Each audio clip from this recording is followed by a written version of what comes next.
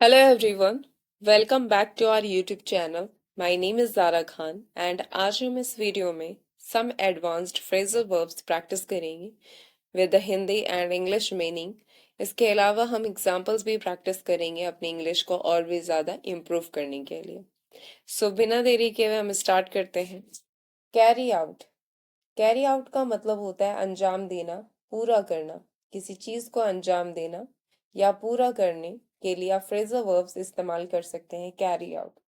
Meaning to complete or perform a task, किसी भी task को कंप्लीट करना या परफॉर्म करने के लिए हम कैरी आउट का इस्तेमाल करते हैं as a phrasal verb.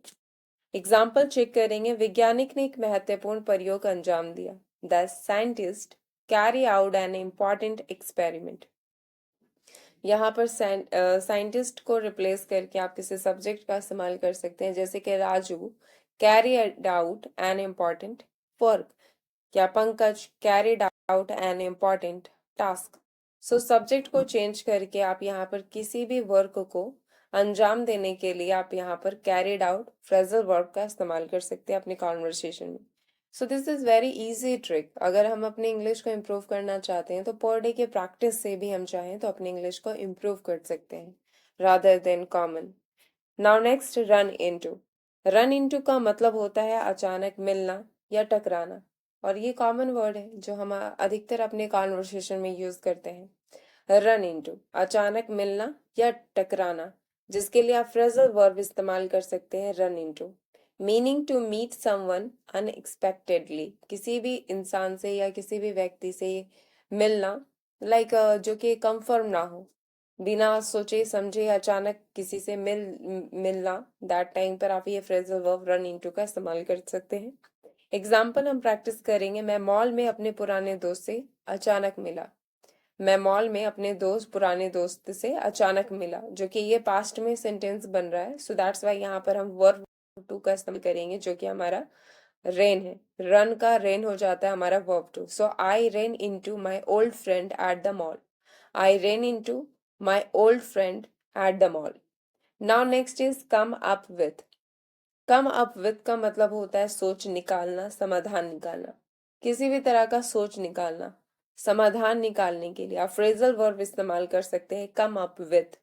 Meaning to generate an idea or solution, किसी भी विचार को निकालना या किसी समाधान को निकालने के लिए, क्रिएट करने के लिए कम अप विथ का यूज कर सकते हैं as a phrasal verb. Example हम चेक करेंगे. उसने बिक्री बढ़ाने के लिए एक शानदार योजना सोची, जिसे आप इंग्लिश में कह सकते हैं ही केम अप. केम अप यहाँ पर क्यों है? क्योंकि हम यहाँ पर सोची यानी कि पास्ट में सेंटेंस बना रहे, that's why. So he came up with a brilliant plan to increase sales.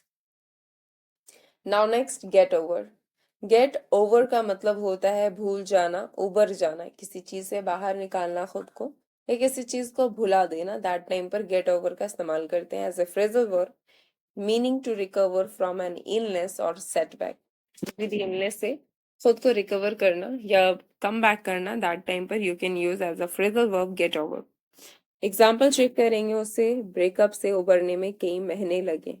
He took her months to get over the breakup. Now next, look into.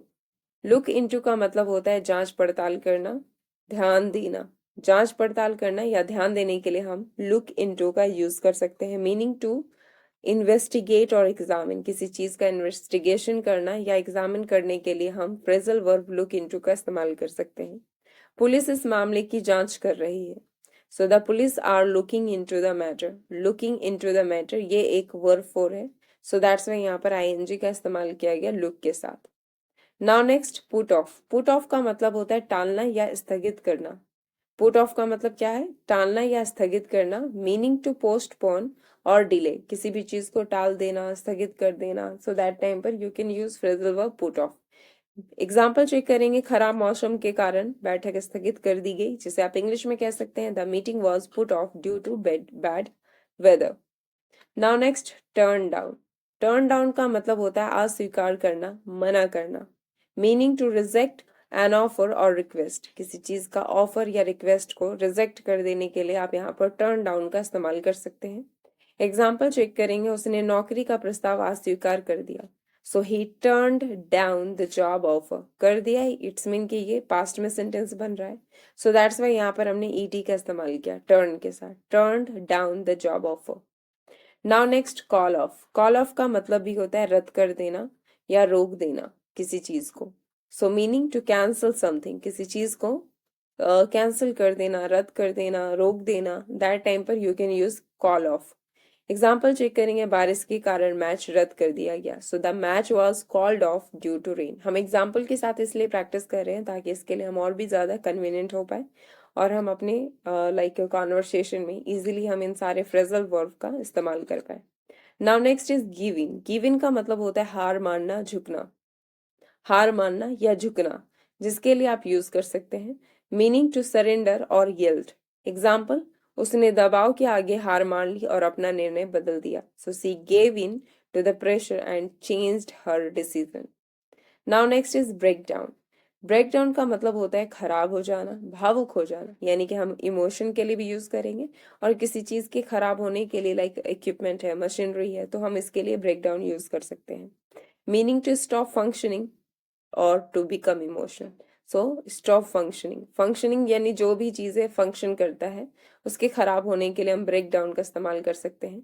और बिकम इमोशनल, इसके लिए भी हम यहाँ पर ब्रेक डाउन का इस्तेमाल कर सकते हैं। सो मेरा कार हाईवे पर खराब हो गया, जिसे आप इंग्लिश में कह सकते हैं my car broke down on the highway.